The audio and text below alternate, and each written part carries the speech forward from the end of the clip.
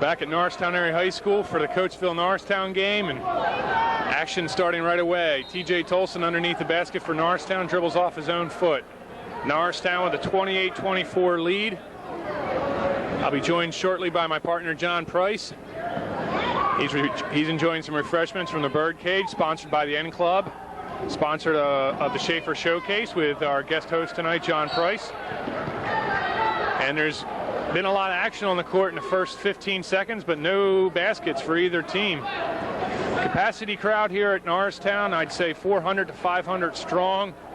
And the lobby outside waiting for refreshments is a mob scene. Norristown handling the ball for the Eagles with Marcus Green, Eddie Moore, Wiggins, and TJ Tolson on the floor for the Eagles. And it looks like that's Green for three. Marcus Green with 3 points. Big three-pointer by Marcus Green. And the Eagles take a 7-point lead as Clarence Bacon dribbles up for the Raiders. Steal by the Eagles. Green and Allen working it. Green with another 2 points. Quick 5 points here for Marcus Green. And the Eagles jump all over the Red Raiders. It's 33-24. Kirkland pulls up for a shot. It's no good. There's going to be a foul underneath. It's going to be against Coatsville. Norristown's starting to pull away a little bit. They're building a little bit on the momentum that they established in the second quarter. Foul's going to be on number 45, Kirkland. That's his second foul. Pretty good since Ed Moore hasn't established himself yet down low. I don't feel like they're really firing on all cylinders, and they're pulling away a little bit already.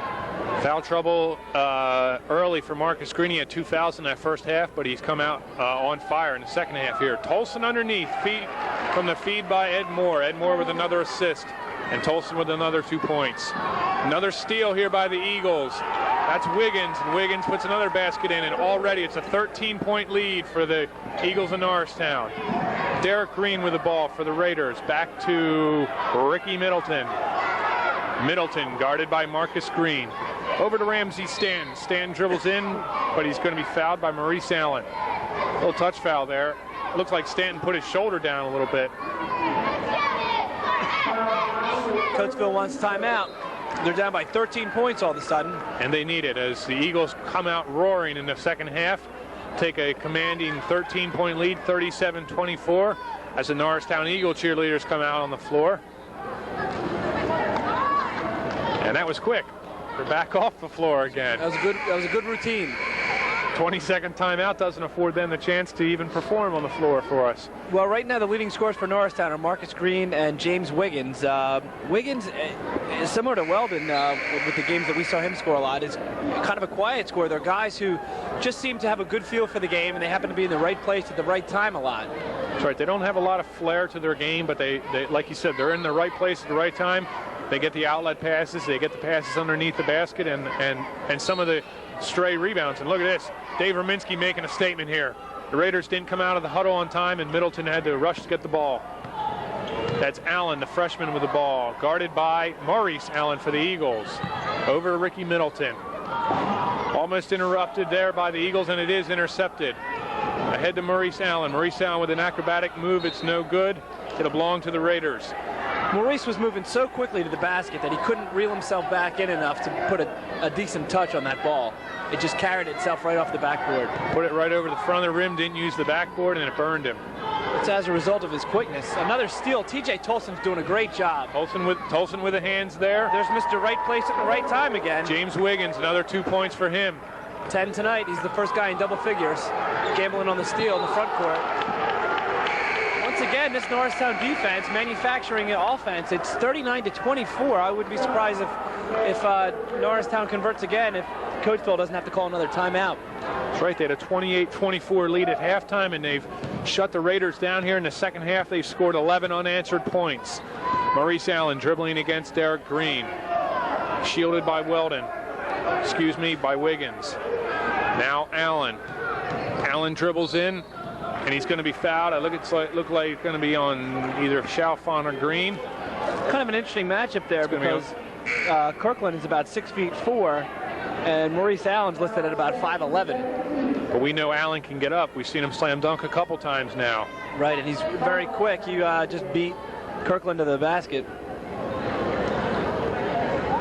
Allen goes to the free throw line to shoot 2 to extend the Eagle lead here. The Eagle lead at 15. Now it's 16, hoping to put 17 up there. Maurice has 6 so far tonight. Got Middleton, Stanton, Holmes, Allen, and Chalfant on the floor for the Raiders. And Eddie Moore with a rebound. And, Allen comes down on his shoulder. That's John Allen, the freshman from Coatsville. He came down on his shoulder, and good sportsmanship there by Eddie Moore as Allen gets up off the court. Could have been a dangerous injury there. He trapped his arm underneath his body and could have dislocated his shoulder. It's nice to see Ed Moore, and he pretty much typifies a player, a sportsmanship type player. You don't ever really see him getting on other players or jawing a lot inside. He's not one that's big into shoving and pushing. He basically lets his game speak for himself, and the good ones, the real good ones, basically can let their game speak for themselves without having to back it up with a lot of verbal abuse to the other teams. I remember when Eddie Moore was a sophomore, I didn't think he had a voice because he never talked in school, and I've never heard him. I hear him talking a little bit more now, but he's still pretty quiet. Quiet giant. No. Allen missed the second one. There's Eddie Moore with a three-pointer. And now it's a runaway. And Marcus Green with another 2 points. He should have gotten a foul on that one, too. Quick 5 points for the Eagles, and it's 47-24, and they're making the Raiders look real silly right now. Coatsville coach wants a timeout. Well, he did it first. He should definitely get one. It's Holmes with the ball. Holmes threads the needle. Stanton misses the dunk. Allen blocked by Eddie Moore. It's going to be a foul on Eddie Moore, but that was a good foul. He went up for the block shot, kept the excitement going. It's going to be his first foul, and there's going to be a timeout by Coatsville. And the Eagles get a big round of applause as they come off the court, and they're really psyched. Well, they're coming off a 19-0 run. It's amazing, and that's what we've seen. This team is athletic, and they're good enough to be able to score in a spurt like that. 19-0 against a quality opponent like a Coatsville. They're definitely firing on all cylinders, and again, the cornerstone to the success of this team lies in the defense's ability to wreak havoc and create turnovers to result in easy baskets for the offense. And when the momentum is going, they keep it going, as we see some Plymouth Whitemarsh players walk by here, some with some state champion apparel on, and it looks like some other JV players. Plymouth Whitemarsh coming up on the Eagles schedule. Hopefully we can broadcast that game. We're going to check into that. That's January 2nd here at Norristown. If we can't broadcast it, you should still come out and support the Eagles. And then, of course, we have the Triangle Tournament on December 29th and 30th. Some of the matchups for that game, I believe it's going to be Upper Merion and Norristown playing in the first game, and Conestoga and Kennedy Kenrick in the second game, and then a championship game on the 30th with a consolation game as well. And if you don't want to come out just to support the Norristown Eagles basketball team, come out for a selfish reason. This certainly is a great level of basketball that we're able to witness here in our local community. Great District 1 action. 2 great teams here tonight, and we'll have 2 great teams here on January 2nd with Plymouth Whitemarsh being one of the top teams in the area. Allen sinks only one of them, and that's the first point in the second half for the Raiders. Maurice Allen, jump shot, 2 points for him, and it's now 49-25. That was just a textbook jump shot. I mean, he got his feet under him. He had beautiful lift on the jump, released at the top of the arc, nice backward rotation. Ramsey Stanton with a shot, Tolson with a foul, and it might also be a goaltending. Nope, it's not going to be goaltending. He hits that backboard. It's not goaltending, but it will be a foul on TJ Tolson. That's his first foul. TJ in a supporting role does an absolutely phenomenal job, and we've spoken about him before and his ability on defense, but he is such a presence in there, and he complements Ed Moore very well back there. He's a great, Ed Moore is the supreme defensive player. TJ Tolson's a great defensive player in his own right. Ramsey Stanton misses the first free throw. It goes for the second one. The left-hander gets the second one. It's 49-26. Stanton must have been disciplined tonight because he's played every minute of the game except he didn't start, which was a little bit odd. That's right. Tolson in the corner. Now to Ed Moore with a jump shot, and he's got it.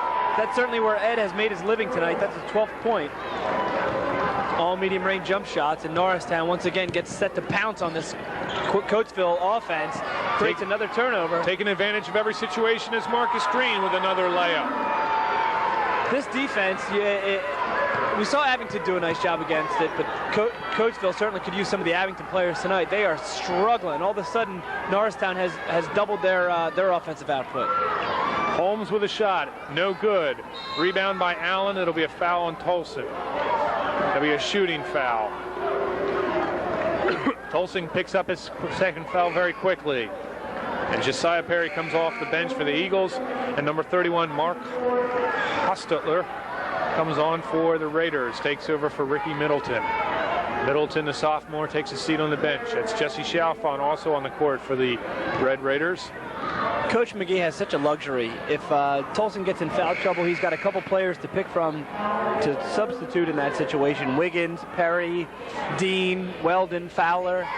We haven't seen Roscoe or Fowler or Vaughn or Dean or Mayo get on the floor yet, but they're patiently waiting on the sidelines, hoping to see some action tonight. Well, Coach McGee cannot make a wrong decision with whoever he inserts into the lineup. Allen makes both of them. It's 53-28. Chalfant guards Green. He's chasing him down. That's Wiggins. Wiggins draws the foul. Coatsville trying to give Norristown a taste of their own medicine by applying full court pressure.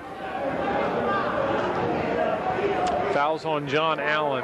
That's his third foul for the freshman. Both teams have 4 fouls in this half. Norristown working it around. Maurice Allen with the ball, guarded by Hostetler. Over to Marcus Green, who's guarded by Jesse Chalfant. Back to Maurice Allen. He's got Perry. Perry decides not to shoot. Out to Wiggins. Referee John Parker calls traveling on Wiggins.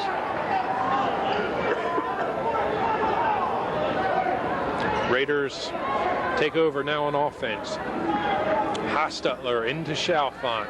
Unbelievably aggressive defense right now for Norristown. They had 4 guys in the front court trying to guard against Coatsville bringing the ball up. Ed Moore was left all by himself. It's Maurice Turner with the ball into Allen, the freshman. Ooh, he's blocked by Josiah Perry. Over to Green, back to Wiggins. Wiggins takes it by himself. Good block by Chalfant. Green picks it up. Harassed by Bryant Moore, number 35. I'll tell you what, that just showed how quick Marcus Green's hands are. He picked that ball up so quickly. Shoveled it all off the court. Got it back into possession. Perry. Ooh, Perry called for traveling. Sort of knew it, too. He drug his foot, but couldn't do anything about it. As Ryan Shockley checks into the game, and James Wiggins takes a seat. Much deserved break for James Wiggins. He's been a scoring threat here for Norristown all night. A couple traveling calls have slowed down the surge from Norristown. Turner dribbling the ball off to number 35, Bryant Moore. He takes a shot. It's no good. It'll belong to Coatsville. Coatsville fans pretty quiet tonight. They don't have a lot to celebrate right now as another timeout, 22nd timeout on the floor. It's 53-28. Norristown with a commanding 25-point lead. 2.5 minutes left to go, Neil, and we've seen these kinds of games out of Norristown a lot this year where it looks like it's potentially in question, and then all of a sudden in the third quarter, or maybe sometime in the second or third quarter, Norristown starts to get on track and pulls away. They start to tighten the screws, and tonight they've tightened them really tight as Coach Barons is on the sidelines making some hand gestures like it looks like tighten up the screws or something like that, and he keeps them moving. Great support staff over there. Ted Monaco, Dean Barons, and Dana Binky Johnson helping out Coach McGee. Well, this is a tough situation right now. All of a sudden, Norristown is up by 25 points, and there's an opportunity for the players to get complacent. This is where the coaches earn all that money that they make. Those huge salaries for these high school guys are earned right now, trying to keep the Norristown Eagles hungry. On that note, we'll move on to the game. A little bit of chicanery or laughter there. Allen with a shot. It's no good. He gets his own rebound. And he's going to be fouled. Looks like it's going to be Josiah Perry. Perry doesn't like the call, but it's too bad. John Parker has the final say. It's the second time one of Ed Moore's blocks have been negated by a foul by one of his teammates.